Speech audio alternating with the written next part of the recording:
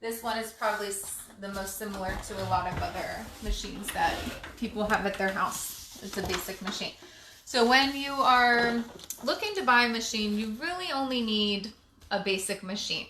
You don't have to have a ton of stitches. I think this one, what do we have, like 22 stitches, something like that. I'm going to go through the parts of the machine and I'll explain those in a second. But you really don't need too many things if you're just trying to do some basic everyday sewing. So we'll start on this top of this part of the machine and then we'll move around.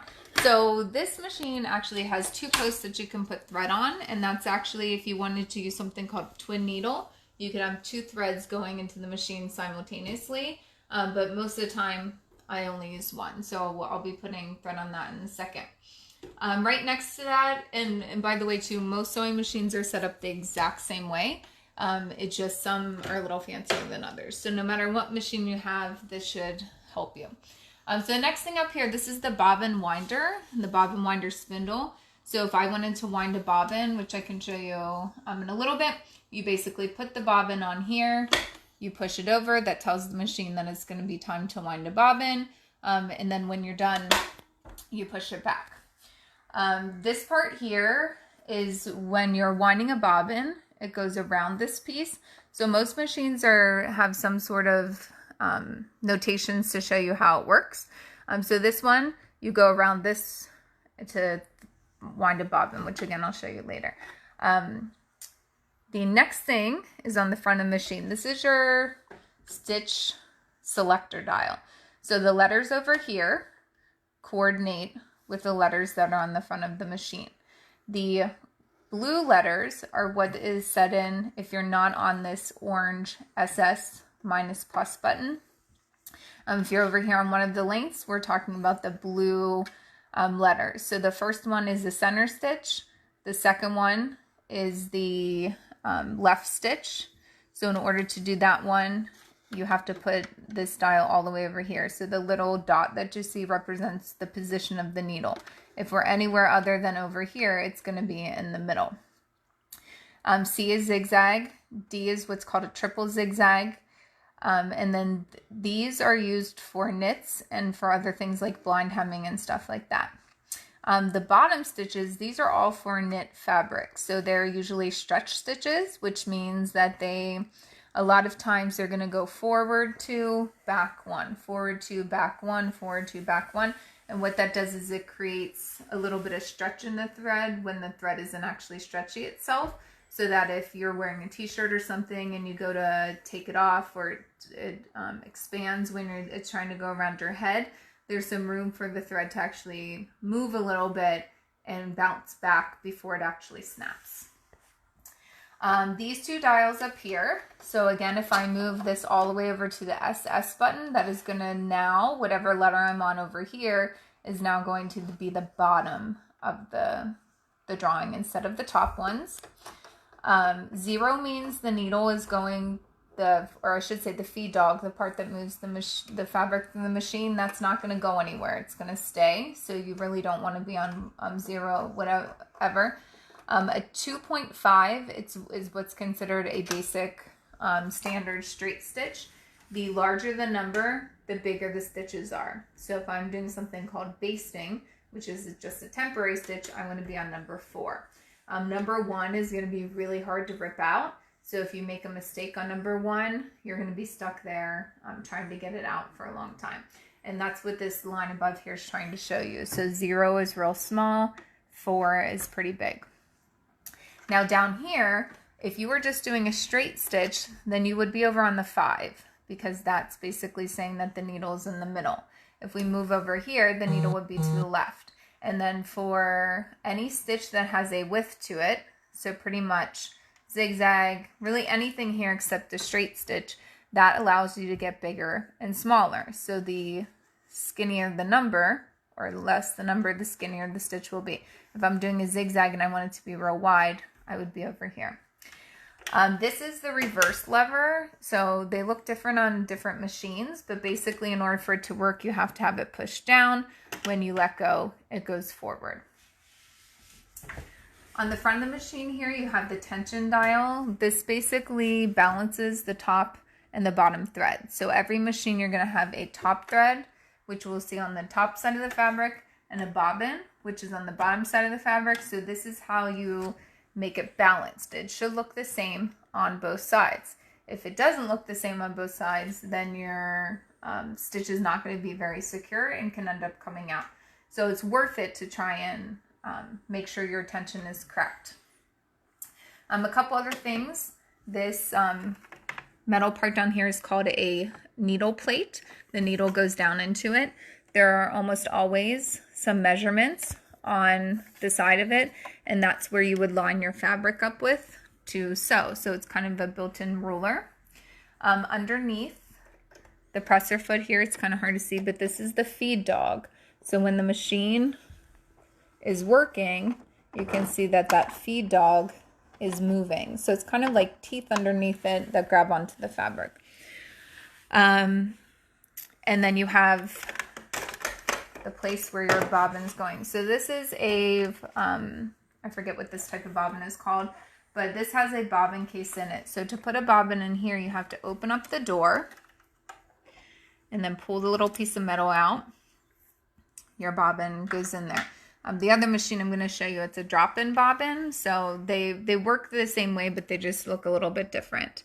So this part here is called a bobbin casing. So in order for your bobbin to work correctly, you do have to put it in here, correct? So you basically take your bobbin, stick it in the casing, and then you'll see a little notch in the metal. So what you do is you take your thread and you put it in the notch, and you bring it around. You should hear a little click, and now it's ready to go into the machine. So it goes in with the that part up. Okay, you push it in. I would leave this open until you actually bring the thread up from the top. This machine has an automatic needle threader, which if you've never used one, they are a lifesaver, especially when you're having trouble threading needles. There's a wire that goes into the needle and is a hook, and then your thread goes behind that, and when you let it go, it pulls it through the needle. So that's really helpful. And then the last thing on this machine is it does have a one-step buttonhole. So I usually teach buttonholes not in one step when I would teach on a basic machine. But if your machine has it, basically in order to do it, you put it on the red dial, and then anything that's red over here is what matches with it. So you stick this dial anywhere in the red area, and then it will do a button automatically for you. But that's a whole nother lesson, which I would be more than happy to do. Okay, so I'm going to switch it back to that. So the one other thing I forgot to talk about is this is a presser foot, and this is just a basic one. This is what holds the fabric down. So there's a lever in the back. They look different. This one is what this looks like, and you just lift it up. The presser foot comes up. You put it down. The presser foot goes down. One of the #1 rules in sewing is that the presser foot always has to be down in order for it to sew correctly. So on my other machine, it will not let you sew unless the presser foot's down, but that's an electronic machine. So the mechanical machines, you're going to get it bunched up if it's not down. So most machines are threaded in the same way. So you take your thread and you put it on your spool. My other machine has a spool that's sideways. It's pretty much the same thing. And this one has numbers on it. So on the top of the machine, it has a 1. So that means that I need to go behind that metal piece and then follow the arrow. So I'm going to come down, and now you'll see a number 2. So a 2 looks like a U shape, so it means you're going to come up. Now there's a piece inside the machine. So over here on the side, there's a hand wheel. You always turn the hand wheel towards you. And I'm going to call this the dolphin, but it's really a thread take-up lever. That should always be in the highest position. So if it's too low, you're probably going to end up unthreading a needle before you even start, and that can be frustrating. So when it's in the highest position, you go behind it, and there is a number 3 back there to show you that, and you pull forward. So if you look closely here, you'll see that the thread is in that circle. The other thing, it's kind of hard to see, but my thread should not be crisscrossing here. They should be next to each other. So if you come on the left and then come around to the right, they'll actually be crisscrossed, and that will cause you some problems. So you make sure you always go from the right over to the left. Now you come down here, and on my machine there's a number 4 here. So you go behind, this is called a guard. This is going to help keep your thread straight. And I'm going to show you how the needle threader works. It is a cool feature. So basically you pull down this lever, it brings the needle threader in. And then I go under the left guide,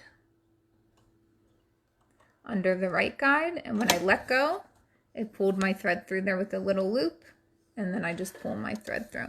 If you don't have that, you just have to put it in the needle itself. So before you can start sewing, this thread that's down here in the bobbin case does have to come up on top of the needle plate. If it's not up there, it's going to get jammed up before you even start. So the way you do this is you hold the thread that's coming out of the needle with your right hand. Then you're going to turn the wheel towards you on the side of the machine so that the needle goes down and comes back up. When you're doing that, you'll notice that a loop came down and around. So now I'm going to pull up on that same thread I'm holding on to, and there's a loop down there. So now you pull the loop. So at this point now we have two threads coming out of the top of the machine. So at this point I'm going to lift my presser foot up. I'm going to put these two to the back, close my bobbin case, and put my storage compartment onto the front. So now you would be ready to start doing any sort of basic sewing. So a straight stitch, and like I said, I'm going to show you how it moves the needle. So right now our needle's in the center position. So if you watch the needle, as I go like this, it moves to the left. You can do that again. When I go like this, now it's in the center. So left and center.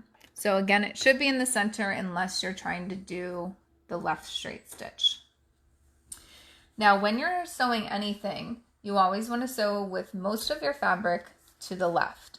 Some machines have a pretty small space here where things don't really fit in, but you have a lot of space over here. So that's the best thing to do.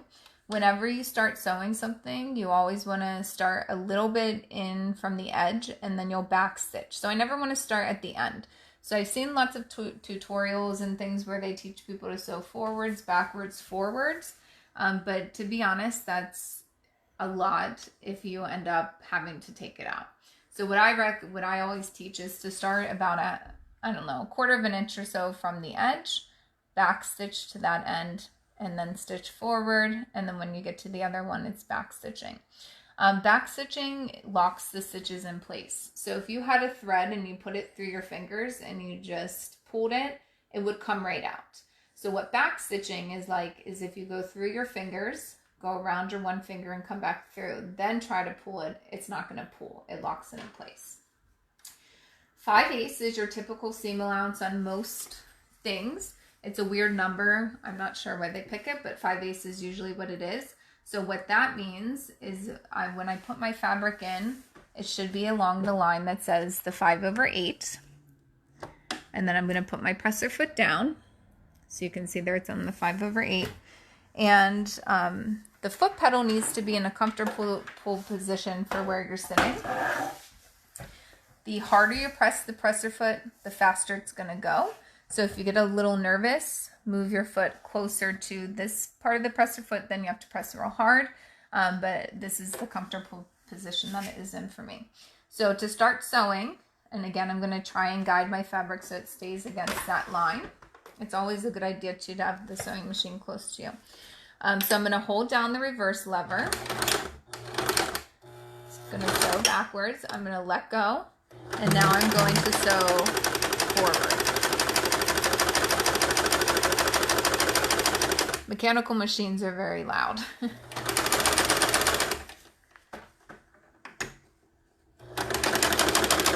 And again, I'm just using my fingers as a guide. I'm going to sew until I almost hit the end. And then I'm going to hold down the reverse button, back stitch a couple stitches. Now, when you get to this point, you can't just pull it out. You do need to make sure again that your stitch is finished. So if you lift up the presser foot and start to pull this out and you have more than 2 strings, which my 1 string broke. If you have more than 2, then that means it just hasn't completed the stitch. The other thing is, it's kind of hard to see on here, but I can tell something's wrong with my tension. So normally if your machine isn't sewing correctly, it's 9 times out of 10 something with the threading, even though it looks like the bobbin. But I'm going to check my bobbin. I should have known it was going to do this because I wasn't really pulling. So you have to make sure that your bobbin thread pulls easily out of there. I should have known earlier it wasn't really pulling, so it was going to get stuck. So I'm putting it back in there. Sometimes the bobbin thread does come out of that part. So I'm going to pull the thread up again, and I'm going to do the other side.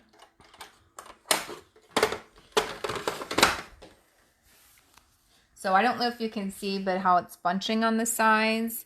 And then this side looks much different than this side. So I could tell that my tension is wrong. So I'm going to try it again. Again, I'm going to go backwards.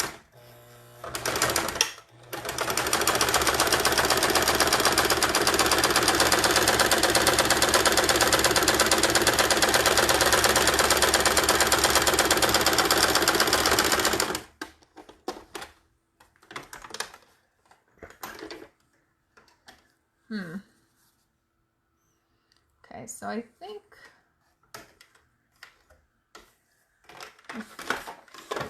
nothing like trying to do a live tutorial and your machine acting up. So the thread broke again.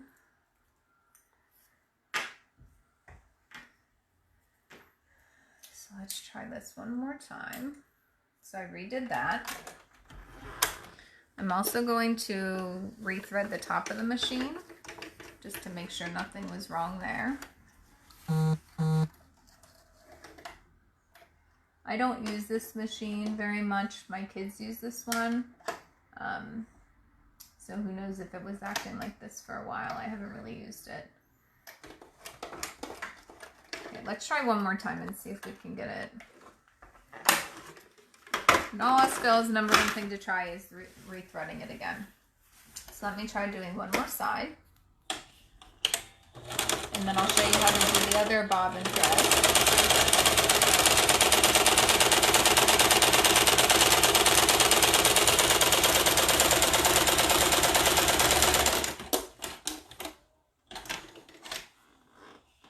That looks much better, and that didn't break at all. So I think we got it fixed. So I'm not sure if it was the bobbin or the bottom, what it was, but it's working now. So another thing is, whenever you are sewing on a machine, it's always a good idea to check to make sure it's sewing correctly before you actually start on whatever it is that you're sewing. So I would teach my students to have a little scrap piece of fabric to change it. It's a good idea to check the tension specifically anytime you change fabrics, anytime you change projects, and anytime that you change the needle and stuff. So checking it will just make sure that everything's good. And changing stitches, sorry. So if I'm changing a stitch, my tension might be off. So I'm going to show you a zigzag stitch now. And what I would recommend if you haven't been sewing for very long is to make a stitch booklet, which is basically where you go through each of the stitches on your machine, sew them on fabric, and mark them so that you can actually see what they look like.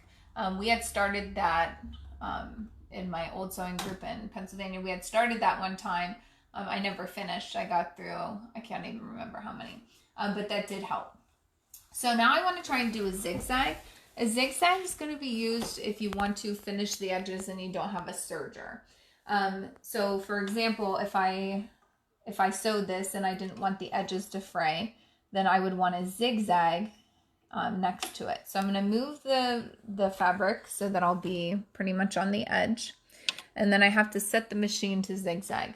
So up here, I'm going to move it to letter C because C is zigzag. And then I want a wider zigzag, so I'm going to stay at number 5. And then I'm going to move this to 2.5, so it's what the basic stitch length is. And I'm basically going to just sew.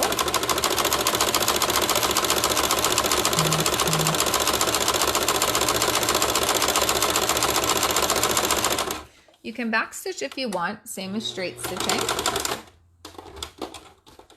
Then at the end, again, I want to finish my stitch.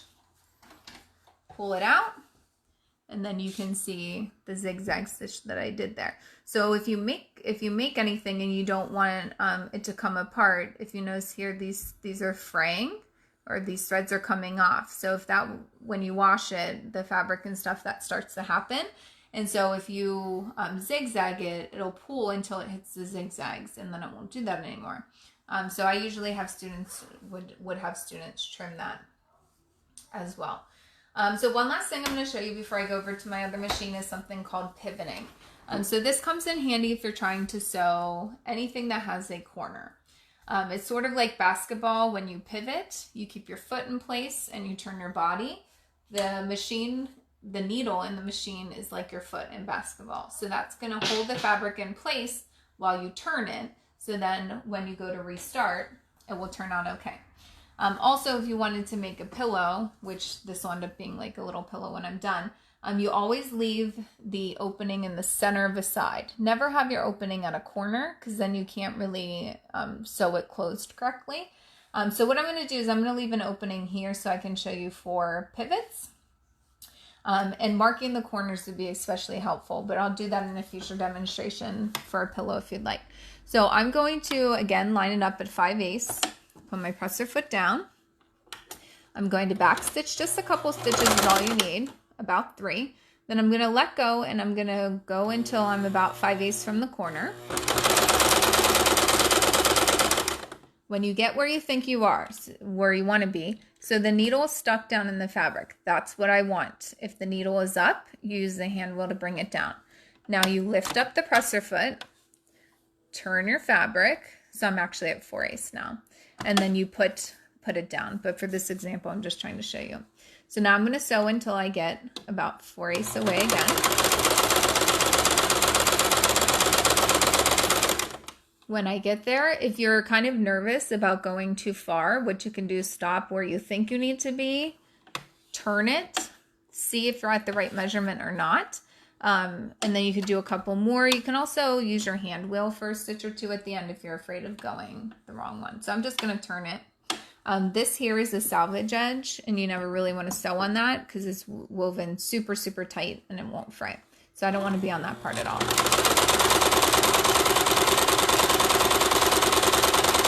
There we go. Until I think I'm about the same spot there. Pivot again.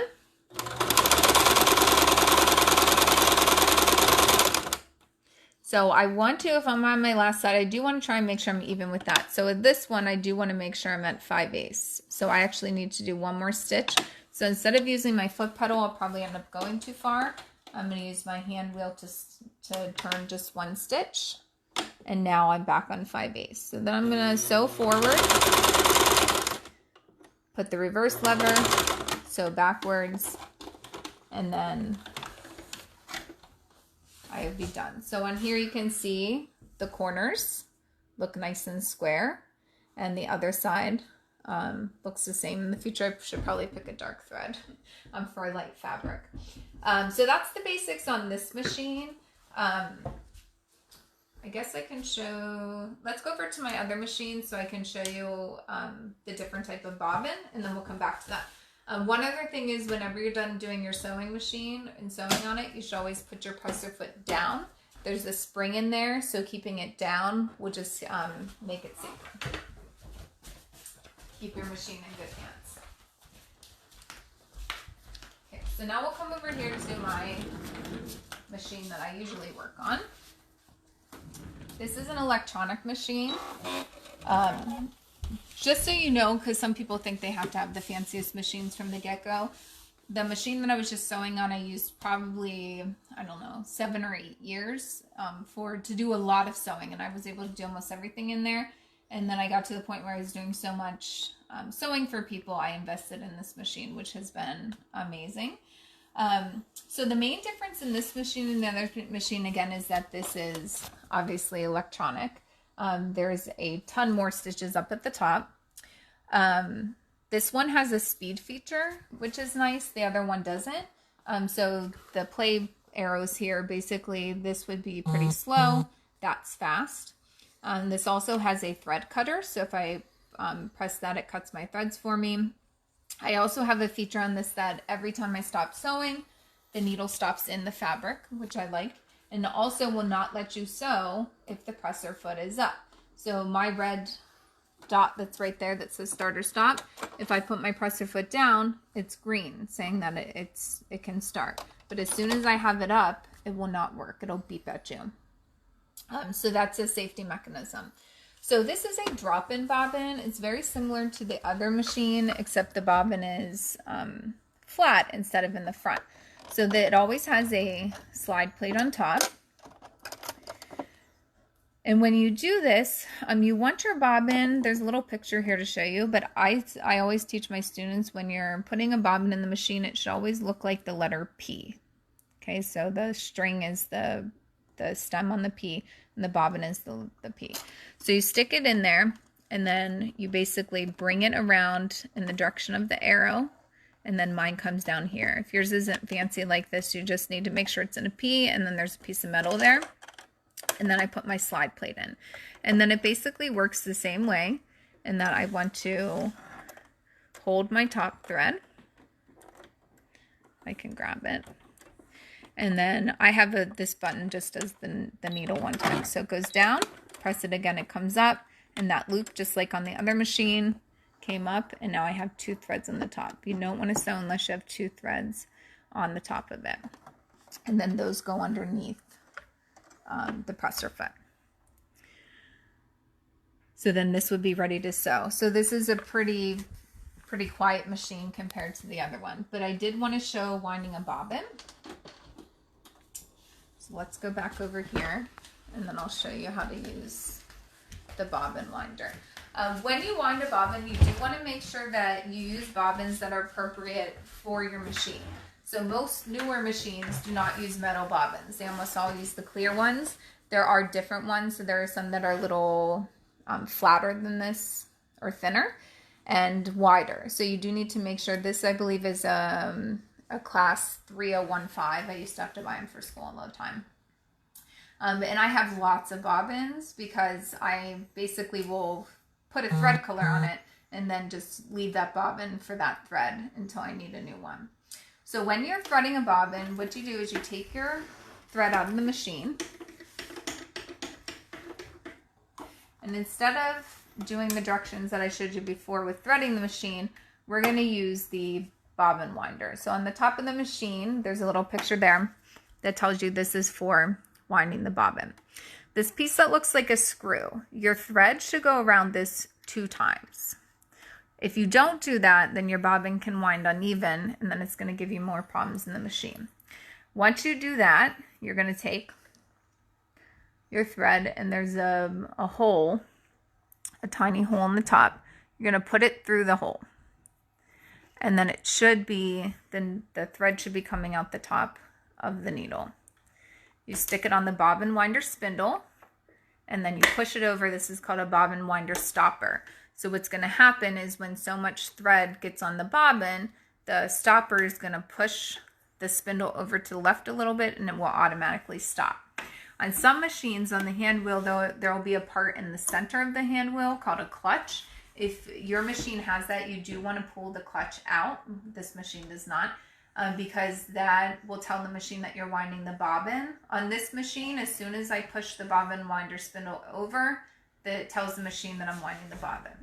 So I'm going to hold really tight onto this thread, and because my bobbin's in that position, I don't have to worry about this part of the machine because the needle will not move.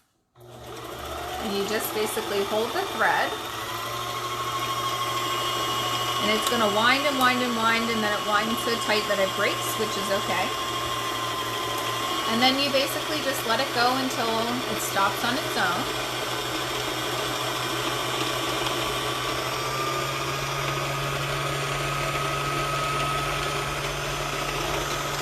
And with most colors, especially basic colors, you want to wind it until it's full because you're going to end up using it, especially with black and white. And like I said, I have a lot of bobbins. Okay, so we're almost full, so I'm going to stop. It usually stops on its own, but I can see it's a little uneven, so I'm going to push the bobbin winder spindle over. And then I need scissors.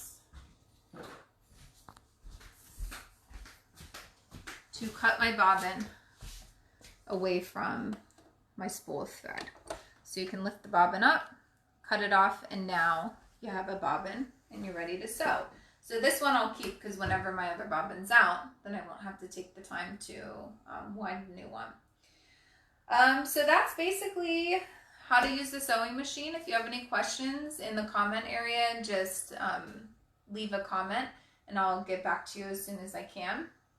I will be more than happy to do some other lessons, things on buttonholes and sewing different kinds of fabrics and stuff like that. So whatever you guys want to see is what I will demonstrate. So let me know, and I hope you learned something.